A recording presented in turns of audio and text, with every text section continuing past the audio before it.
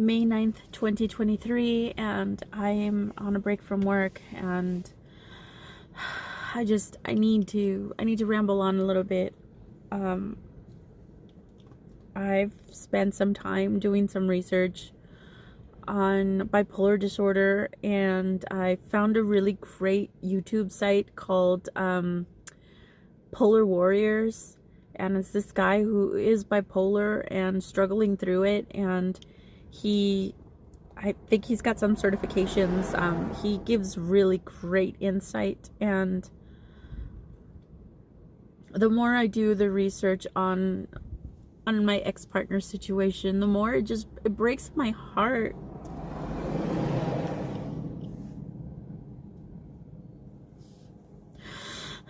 I keep telling everybody I'm okay.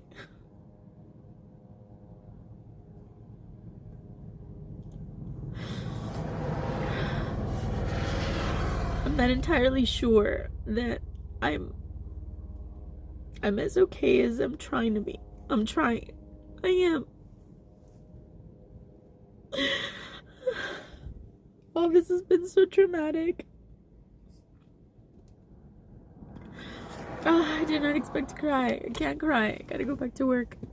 All this it's been so traumatic, and I miss him. I miss him so much. I miss my partner. I feel like he just up and died. Because after that mega manic episode he was in, that symptomatic episode he was in,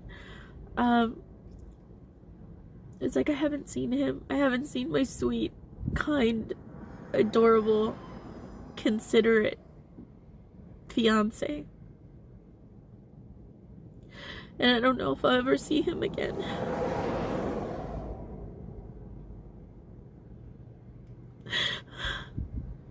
Tomorrow marks 2 weeks.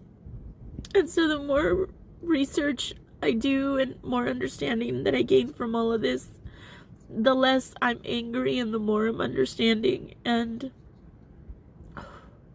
the more it breaks my heart, because I used to say it, we were effortless, and I mean, and not entirely true effortless 100%. No one is, no couple is, right? But we had some of our problems that we needed to fix, but man, not warranting this at no point. We had chemistry, we had compatibility, we were so compatible, and every day felt like I felt so lucky.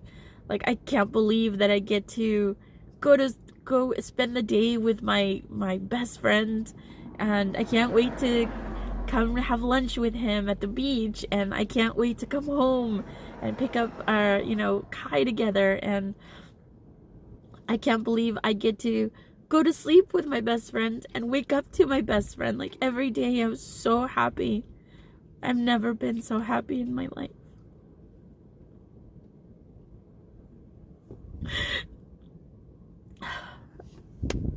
I'm struggling with asthma, seasonal asthma. I can barely breathe. That's why my voice sounds like this lately. But on top of just all of that,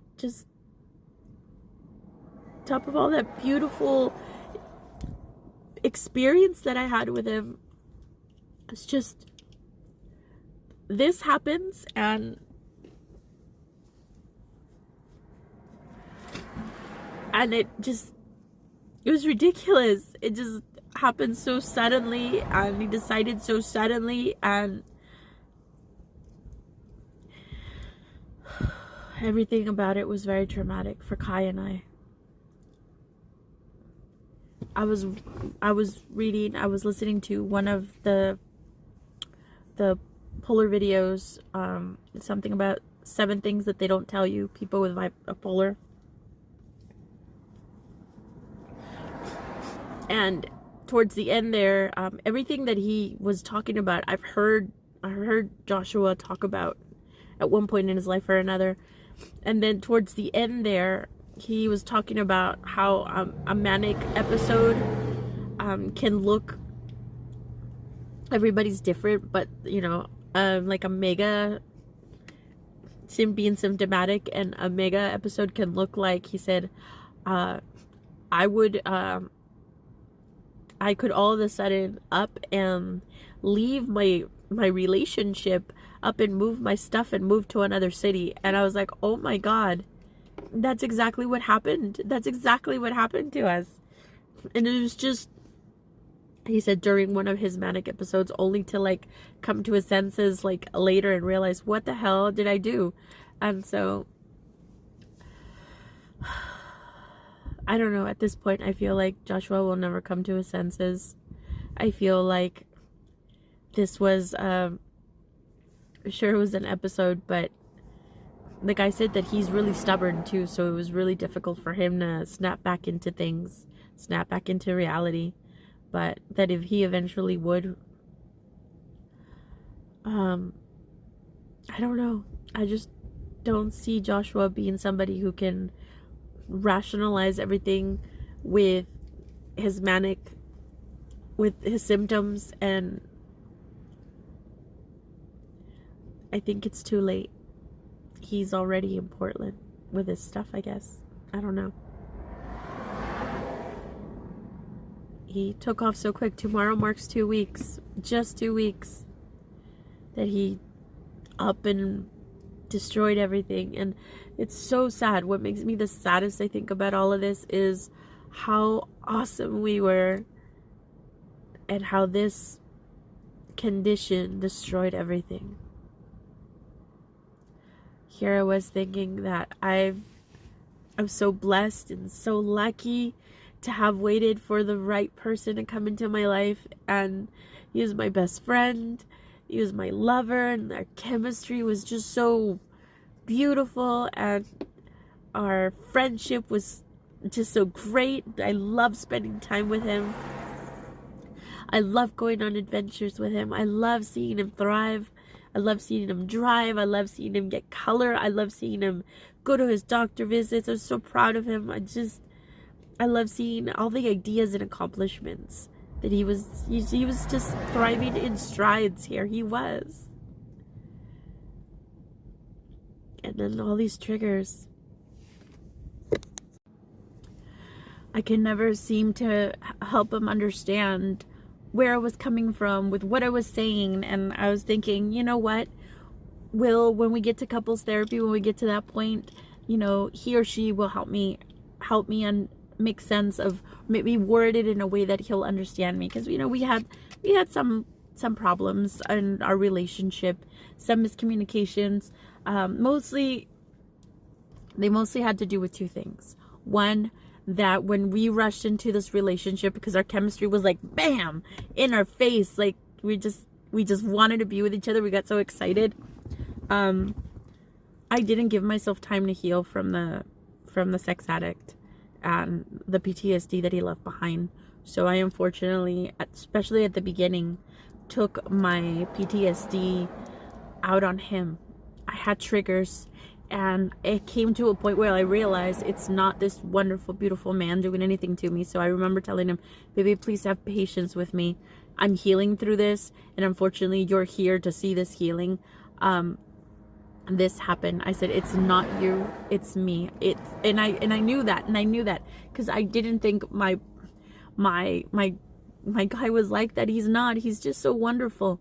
And he's not a creep. And for some reason, he took it as I thought, that I think that he took it as that I thought he was a creep, or that he was oogling women and stuff. And I'm like, no, it's none of that. Please understand that this is not you, it's me. And I couldn't get him to understand that. I trusted him with that. I saw him. I needed him to just believe me. And I didn't feel like I could ever convey that properly to him. I think based on what the guy from Polar Warriors mentions, is that sometimes no matter how much you rationalize something, someone in a cycle, someone in being symptomatic, which Joshua was a lot, can't won't hear you. They can't hear you there. It's like they're somewhere else. And so I realized that was the first thing. The second thing is that he had some bachelor tendencies that, you know, any girlfriend would bring up, like, hey, you know, but I did it in a way, I promise you, I did it in a way that was like, because he was my best friend, I could talk to him about anything. I did it in a way that I could bring it up. And by the time that I brought it up to him, I brought it up to him in a very understanding, very matter of fact, because I wanted him to see these things. But at that, he was already in crisis by then, and I didn't realize that. I see it now with some of the videos that I watched by that guy, Polar Warriors. He says that even that you have to have like a understanding with your partner, and you both have to come to the agreement that if only even three of the symptoms of bipolar start showing up, that's crisis, and that person needs to get help, needs to get a support system, needs to get professionals involved, because the alternative is to let it get out of control, let it get so out of hand that he would do something like, you know, take off on his partner, move out and go to another city, you know, that kind of extreme, like Joshua did. And so another thing that he mentioned was that when he was younger, he had wished that he had told his partners or told his friends that, you know, when he was having a manic episode, that obviously his friends enjoyed, because he was just exciting and rowdy and going on adventures and stuff like that. He was just triggered by life, just high on life. He wished that he would have had the capacity to tell his friends and family, and partners at that time, help me, don't let me get to that point where I'm so manic that, he says, because that only escalates, that's only more detrimental to a person with bipolar disorder in the long run. And I realized that Joshua was manic from the moment we met. He was triggered by me, in a positive way. He's just excited. He was elated. He wouldn't sleep. He'd send me really, really nutty videos from time to time. He was just always talking to me on Messenger. He was always talking to me on the phone. It was like constant, every day, all day when we were away from each other. He was just so excited about us, and I remember the conversations that we would have on webcam and stuff. He was like talking a mile a minute, and I remember thinking, like, is this guy like, because the only people that I've ever seen act like that were tweakers. And so I thought to myself, like, is this guy tweaking or something? For a minute there I thought, but I was like, no, that's not him. You know, once I got to know him, and it's like, no, it's not him. It's just like, wow. I remember telling him, you were really talkative when we first met, like super talkative, and never really ended. And I guess Joshua tends to be quieter. And now that he's been in this low, I've seen that quiet side of him, and I don't recognize him. I don't, because with me, he was always talkative and always very talkative. And I realized that was manic. He was manic with me. He was excited. He was elated. And when he moved here, he was excited and he was elated. And he wanted to go this way. He wanted to go that way. He wanted to do this and we wanted to do that. Let's go this way. And I realized that a lot of that had to do with his bipolar being unsteady. So he was up and down, up and down. And when we started having some issues, when he realized his health was bad and he was stressing out about that, when he started not getting along with our flaky ass worker that was fixing our place, when we were stressing about, are we going to get approved for a home loan? You know, when Kai had his toddler tantrums, and he gave us anxiety, both of us, because we both have anxiety. When he would give us anxiety when we're in a store, and it's like, just please stop. You know, all those moments just mixed together.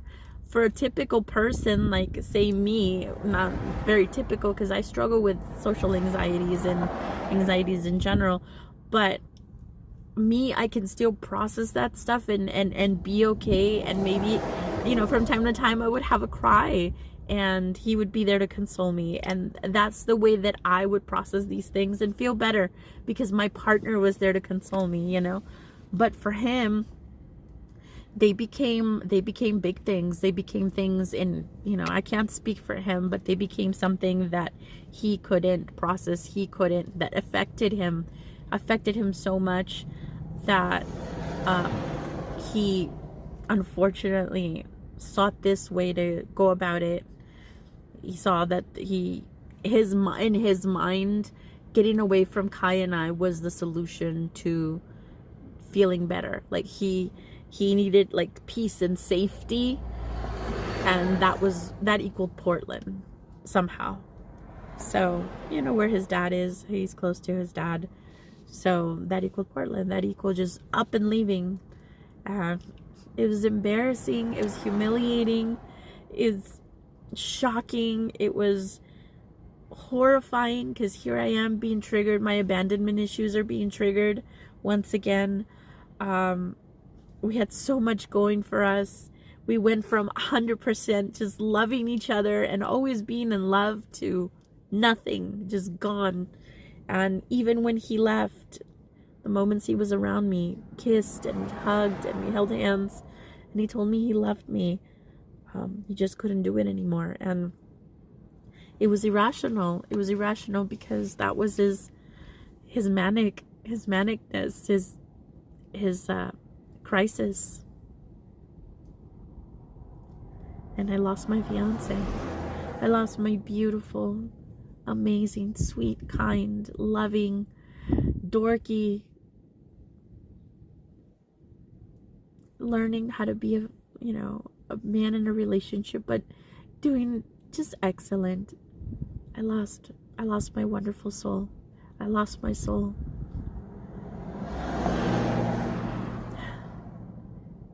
He used to call me my love, and I would call him my honey. And then he would say my heart, and I would say my soul. And then he'd say my everything. And that was something that we would say to each other often. That was our thing. I miss him so much. Yesterday I told him that I was ready to move on, and I am, because I don't know. I don't think that I'll get him back. And even if he did come back, I'm scared. I'm scared of what I'm up against. I know what he's capable of because of his situation. He is the only person with a bipolar condition that I would work with, but I would never ever again be okay dating anybody with bipolar or any serious mental health issue. But he would be the only one. But it's that trust. Losing that trust, that's difficult.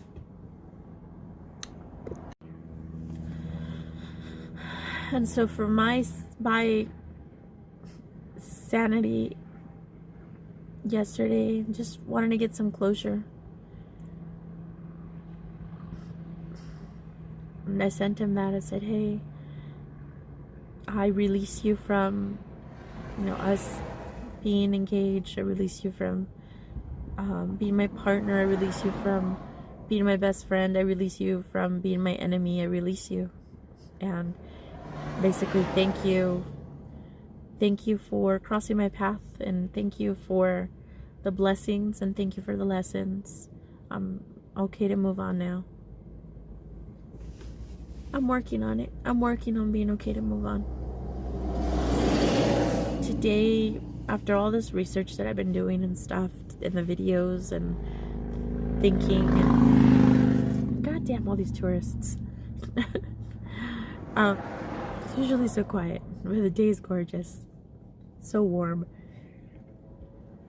Anyways, with all the thinking that I've been doing and everything, and just listening to this guy talk about these situations that hit home so well, so much for us, I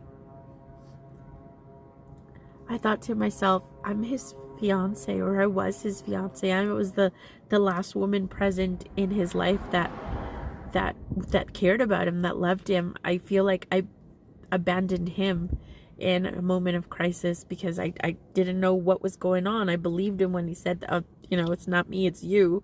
I'm leaving. But the more I hear these things, and who knows, maybe he still thinks I'm the problem, or me and Kai are the problem, or he can't live up to the expectations of a partner. Whatever it is that, got him to be where he is, maybe he's still thinking those things. But when I was listening to the guy who's, very level-headed, sounds like, and he's taking his medication, he's going to his therapies, he's got support systems, him and his wife still making it through, and now they have an action plan and all these things that they agree on when it comes to his situation. I felt like I abandoned him. Like I should reach out to him. That I'm the last woman in his life he trusted, that he loved. So I reached out to him today and I said, I love you, just out of nowhere. I love you. Hold on, let me see what I said exactly. I'll just show it to you guys. I told him, I love you, you matter, you're not forgotten, and even if we never speak again, I vow to keep educating myself on your situation. You are important to me, and I miss you. And to that he replied with, I love you too.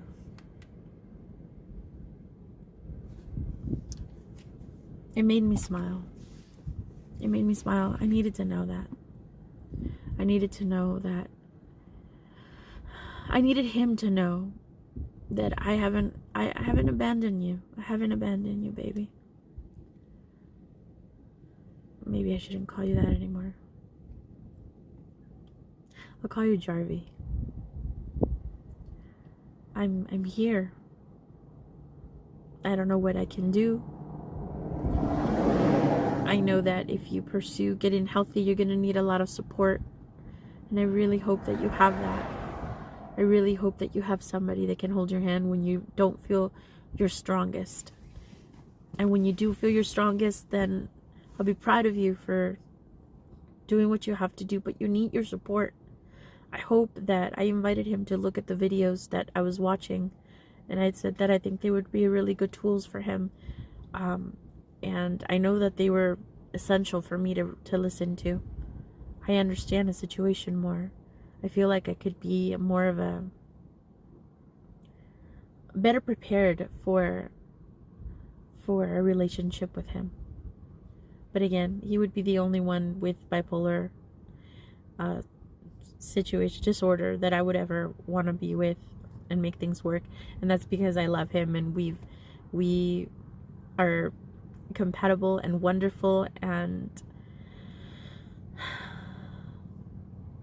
I just love him overall, over everything. I love him, and I would put in the work with him. I would be there for him. I don't know if it's too late for us, but I would definitely not do this for anybody else. But anyway, universe, we were so good together. Please help him understand that he needs a support system. He needs professionals at hand. He needs to have their support system. He needs a therapist. He needs a counselor. He needs medication, the proper medication. He needs to chart like he's charting. He needs to be charting his blood pressure. He also needs to chart his bipolar moods on a daily basis.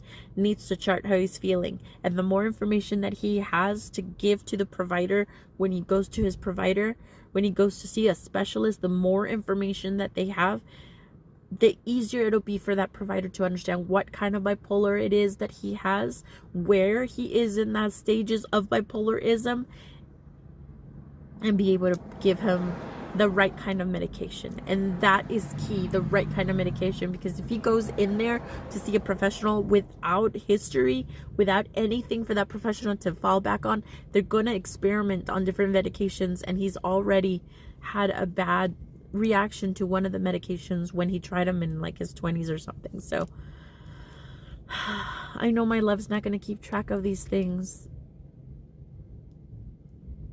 I know Jarvis not going to keep track of these things. And I really hope that he does. I really hope that he watches the videos. He didn't say that he would. He went silent, MIA, for me. All I can do is hope that he gets better, because I love him and he's worth it, and he deserves to be happy and stable and level-headed. And unfortunately, bipolar is cyclical, so it'll happen again, and bipolar gets worse over time. So his mom told me to brace myself, because Jarvie was somebody who was prone to suicide, and it's not the first time. He's tried it. I know, I've seen the scars, and I'm terrified. He's gonna have a breakdown at some point when he realizes what he's done, when he realizes what he's up against now, when he goes back to the things that he used to go back to that made him feel empty and depressed. I worry about him. He's my soul, he's my love, and I worry about him. Even if he's not thinking straight right now. Universe, you made me the happiest I've ever been, and then it all got taken away.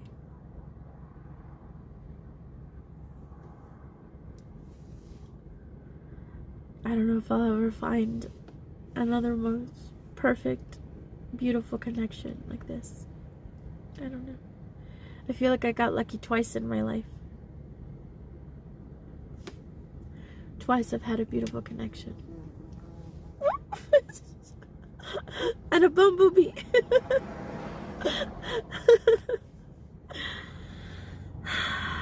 My Jarvie, I love you so much, baby. I don't think you'll see this, but I love you. Heart and soul. I'm wearing it still, baby. I am. Just on this hand. I don't feel right wearing it on the other. Not with your permission and your actual being my partner. Otherwise I wouldn't. What's the point? I don't want to fall in love with anybody else. I'm just in love with you.